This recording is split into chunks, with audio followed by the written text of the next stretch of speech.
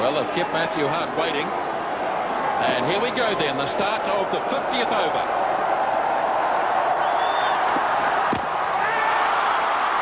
Clean through, Bowsy.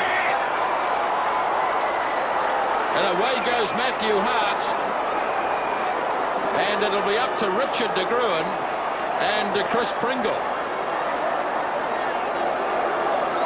Well, it's just, here we go, and here, this is the, this ball was just beating with pace there.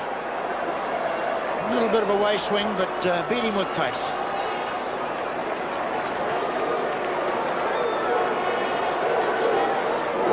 Straight through the defences of Matthew Hart.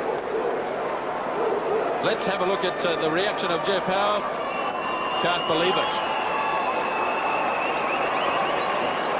So Hart disappears. De Gruen has got out there very quickly, and New Zealand still need 3.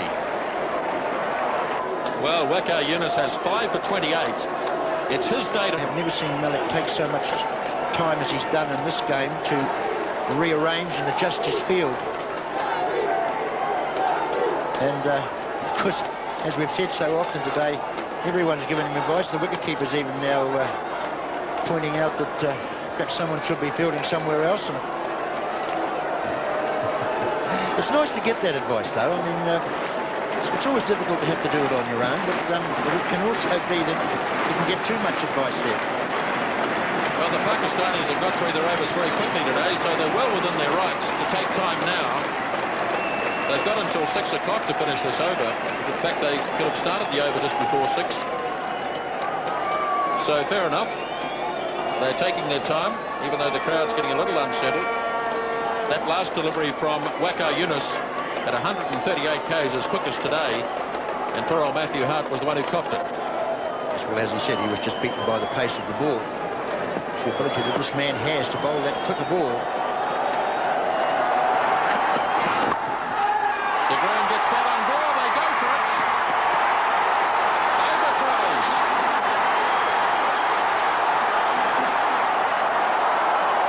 Well, it's all happening out there, Grant, isn't it? The scores are tied. And there's still 4 balls to go. Well, I said it's all happening out there. Certainly, the game was a little dull to start with today, but the crowd have certainly got their money's worth in the last hour and a half or so. Everything's happening out there. It's just like a circus. Salim Malik can't believe that New Zealand have crept up to a tying position with an overthrow. If the match is tied, that's what it is. It's tied.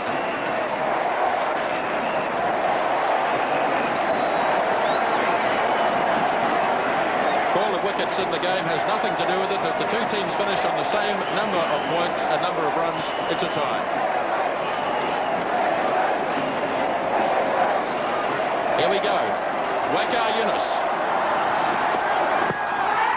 LBW appeal. Chance of a run out. Nothing. No LBW, no run out. We're still in a tying situation. Well, as I said, look at this.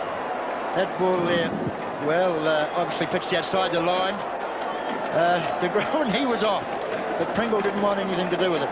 But of course, there's still 4 balls to go, so there's plenty of time, as Pringle would be saying to De Gruen. It's just a matter of De Gruen can stop 4 thunderbolts. But he's got the right idea, and he's going to get forward, whatever. And I've always felt if you can get forward far enough and get a bit of batter around, you might slip one away for one. And no doubt he'll be aware of that too. Look at those Pakistani fielders now. Everyone up in the ring. Don't see that often in a one-day game. Another LBW, yes, he's out. He's got the LBW, the game is tied. Well, what can we say, Grant? Unbelievable finish here at Eden Park. The New Zealanders walk off, heads down. The Pakistanis know they've got out of jail. The match is tied. What an absolutely unbelievable finish to that match. The first time that New Zealand had ever tied a one-day international. Let's have a look at the New Zealand innings, the scorecard. A disastrous start for them. Young and Hartland going very cheaply, but then Ann Jones and Ken Rutherford revived the innings, a 50 partnership in 59 minutes. Shane Thompson, after being dropped early on, continued the runs after Cairns was run out for 39, but then the collapse. And as we know, the 2 wickets going down in the last over. And what about the bowling figures? And really, man of the match, absolutely without question, Waqar Younis, 6 wickets for 30 runs. In the space of 20 balls, Waqar had taken 4 wickets for the loss of 8 runs. It's the 4th time that he's taken 5 or more wickets against New Zealand, and they happen to be the best figures ever by anyone against New Zealand.